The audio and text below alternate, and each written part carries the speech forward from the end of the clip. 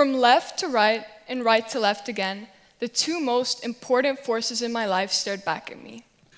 There were two sides of the same coin, a coin that I had carried with me everywhere and whose heads and tails alike had brought me good fortune for the first 11 years of my life.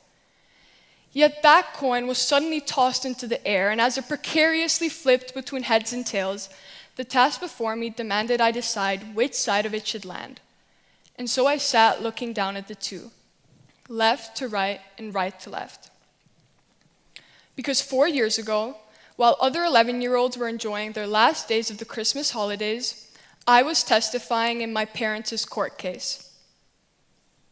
On that day, I had felt such a power flowing into me, and I had believed that it was coming from the lawyers and from the judge, but I was wrong.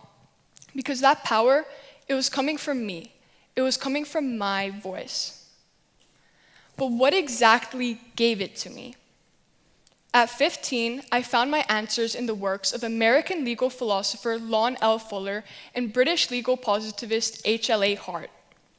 In Hart's book, The Concept of Law, he argues that law is not equal to morality, that legal obligation is not moral obligation. According to him, the root of law comes from what people do and accept, rather than a sense of inherent moral righteousness. Hart and Fuller had opposing viewpoints. During a debate between the two in 1958, Fuller proposed that the law does contain an inner inherent morality, that for a law to be legitimate, it must meet certain moral principles. His philosophy adds that the law is something constantly in motion. It is something people do. When judges interpret, when lawyers argue, when witnesses testify. The legal system can only keep existing because people believe it's worth participating in. So, Hart or Fuller? I stand before you today not to come to a conclusion of my own or attempt to persuade you of one, but to share how these two philosophers have given meaning to both suffering and liberation in my life, how their philosophies mirror my experience and how they might mirror yours. I first heard of the power of law at 8 years old, when my parents sat me and my brothers down to announce their divorce. I remember wondering how my parents could entrust the future of their lives and mine to an external system. I questioned the power of law at 9 when I started hearing of children forced to choose between their parents. And I rejected the power of law at 10 when I came to understand that the law exists even when it feels unjust. Every Sunday night, I would sit on my ruffled pink bed surrounded by my stuffed animals, trying to memorize the schedules before me. 5 days here, 5 days there. But then I got told it was ordered to change. 5 days shrank to 3 and then to just the weekends. The even piles turned and balanced. And as my plushies were replaced by textbooks, I grew resentful of the instability. I grew to be hateful of the omnipotent being issuing orders that stole the routine from my life. It was child custody after child support after division of property.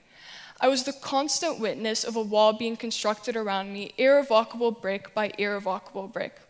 And as the wall grew higher and stronger, I shrunk smaller and weaker, until the sun was blocked from view and my cries were silenced.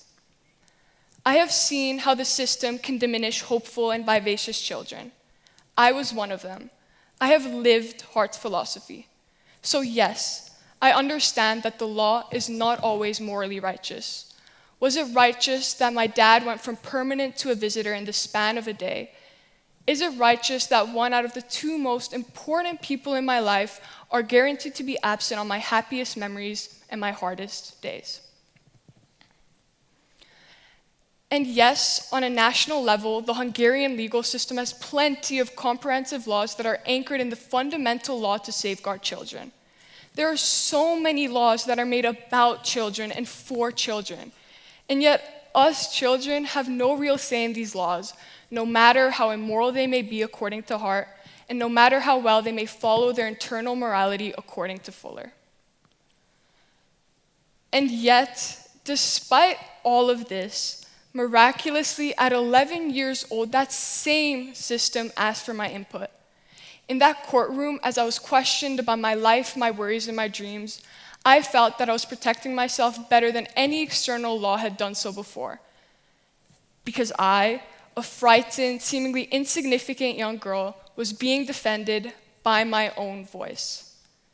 Finally, at 11, I felt the power of law.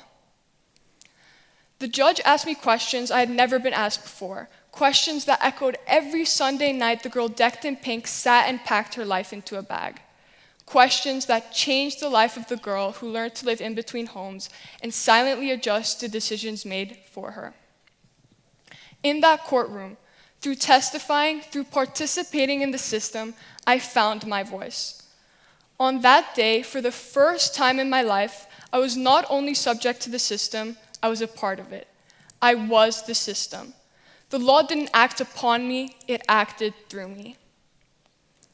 That day, 4 years ago, was not the end for me, because the law existed long before I stepped into a courtroom and will for long after. The law is not something that you enter once and leave behind. It is in every action you take and every one you don't. It lives in every rule, every decision, every person who chooses to act, to speak up, and to enforce their justice. You carry the law with you, and it acts through you.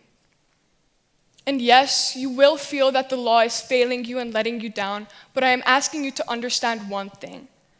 The law is forever in motion, and it is not fixed. It is reshaped every time we step forward and speak our truths. Your voice holds power, you just have to use it. So keep fighting. Find hope in your hopelessness. Find power in your powerlessness. Find voice in your voicelessness. I once sat in a chair believing that the fate of the entire world rested on my shoulders. I now know that my coin was not the only one, because we all carry coins in our lives. Yours might still be in the air, but I want you to know that you have the power, because you have the choice. The moment we speak, we start shaping where the coin will fall. Because the law is not something that happens to you. It lives in you. The law is me, and the law is you. Thank you.